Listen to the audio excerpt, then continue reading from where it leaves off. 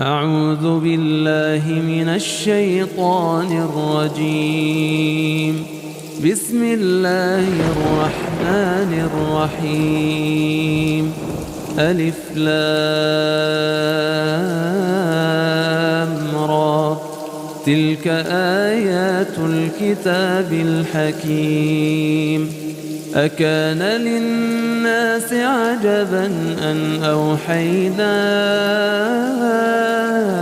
إلى رجل منهم أن أنذر